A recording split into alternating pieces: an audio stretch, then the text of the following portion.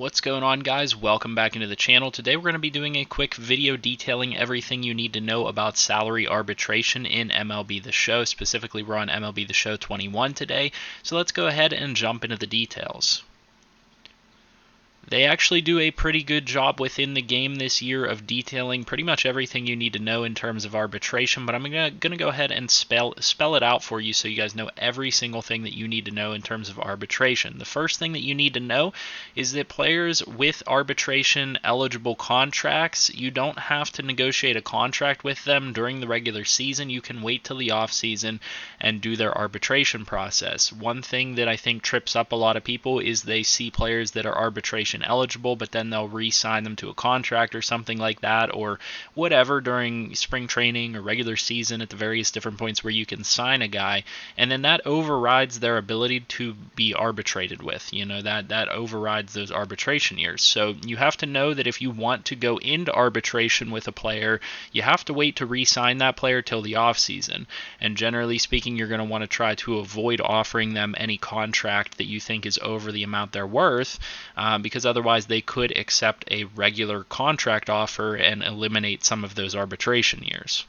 With that said, let's go ahead and dive into exactly what arbitration is. From a general standpoint, arbitration is essentially an independent viewpoint, an independent organization that reviews your offer of what you think that player is worth. It reviews what that player and their agent think that they are worth, and then it comes up with a determination of who they are going to side with. Whether they side with your offer or they side with the player's offer is totally up to chance within the game, and it's totally pretty much dependent on that player's performance. So, for example, if we gave arbitration to Jacob Stallings, it's going to be dependent on their performance. And so the player's previous salary in this situation is $1.3 million.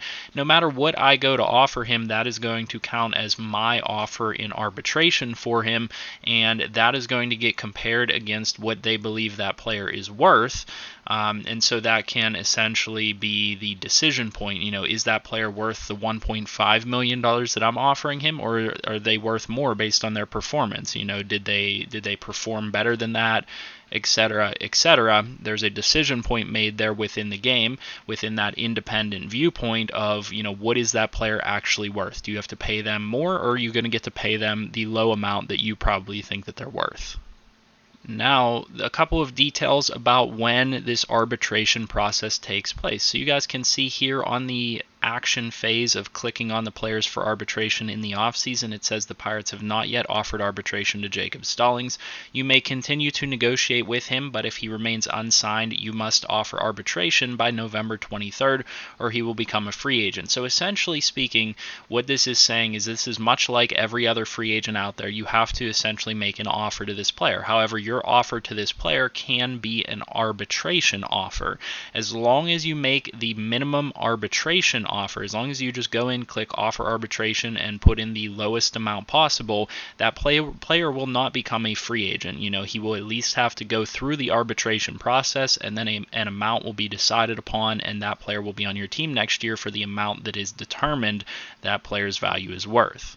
However, whenever you first get to free agency in the offseason, the first stage is going to be essentially those players that you have to tender offers to, and you're not going to have the option in order to actually offer arbitration to players. You have to wait till the second stage of the offseason, which is, I believe, free agency stage 1, in order for this arbitration process to first start. One of the things that's really important to note is even if I offer this player arbitration, for example, if I submit this $1.3 million offer to him, it's going to say that I've, arbitration offered to him. Well, what you can still do is while you made that arbitration offer, you can still go in and negotiate a contract with them. You can still go in and offer a different offer. And they may elect to take your contract offer before you ever even get to the arbitration process. Most of the time that's the case with my guys, because I come to, a negotiation with them over a couple of years as opposed to a single year deal or something like that on a contract offer. So you can do both. You can offer them arbitration and continue to negotiate with them to try to lock in a regular offer. Likewise, on the other end of things, you can offer regular contracts to this player without ever offering arbitration. Just because they are arbitration eligible does not mean that you have to offer that. And if you want them on a multi-year deal or something of that nature, then don't bother offering arbitration to them, because if you get to that point, that arbitration offer could get accepted and prevent you from signing them to a couple-year deal like you might want, and it might be for a different amount than what you wanted. So it is nice to know that you have flexibility with these players, and it is something that is important to know that you have multiple avenues or multiple routes in order to be able to sign these players back to your team. With those couple points being made, you can then see here on the right side of the screen, whenever you go to these arbitration offers and everything like that, it gives you a nice detail of exactly what arbitration is. If a club and a player cannot agree on a new contract, each side can submit a salary figure to arbitrators. Both submissions are reviewed and a decision is made during hearings in February. So basically, it's just saying the same exact thing that I just told you, that each side submits an offer of what they think that player's worth, and then the arbitrators come up with a decision on what that player is actually worth, whether it's your offer or the player's offer. And so the important thing to note beyond that is that arbitration is at a certain point in a player's career, after a certain amount of service time and everything like that, you will generally see that players have a couple of years worth of renewable contracts, and that is to help get them through the minor leagues and everything like that.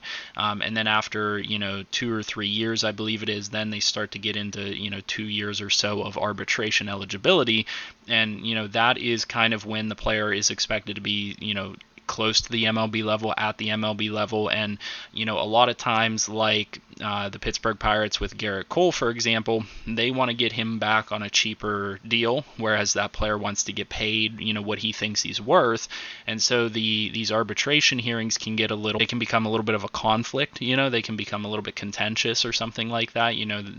Both sides can butt heads because the organization says, hey, we have control over you still because we have these renewable years, we have these arbitration years, this is what we think you're worth, but that player wants to get paid like an all-star, and so that can become a sticking point and then lead to that player getting traded away and stuff like that.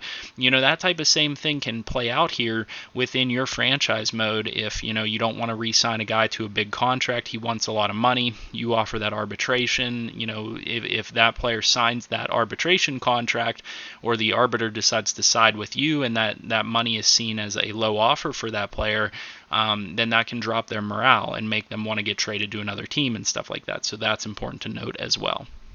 Towards the end of the off-season, you will eventually come to something that looks like this, sim to arbitration hearings, and you guys can see that we are pretty far through the off-season. We're all the way through mid-December, and we still have these arbitration negotiations going on. I made sure to offer arbitration to 4 of these players, but not necessarily offer them a contract or anything like that, so you guys can just see the process play out. So we'll go ahead and sim to arbitration meetings. That's going to sim us through February, and then it's going to tell us exactly what happens with these players.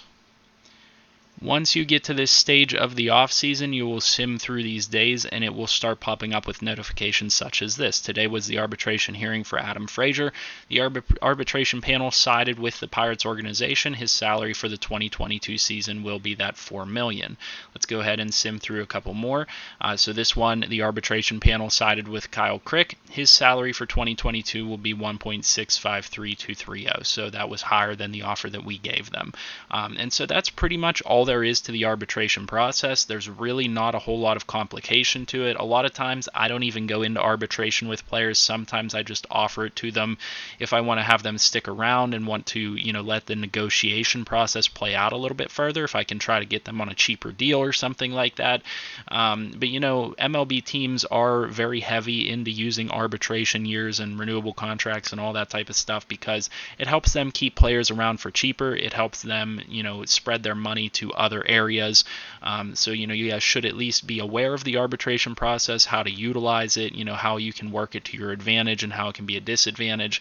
That's pretty much all there is to it here. Hopefully this video helped you out. If it did, leave a like on the video and subscribe to the channel if you're new. Leave a comment down below with anything else you guys could use help with, and I'll see you guys in the next video. Hope you guys have a good one.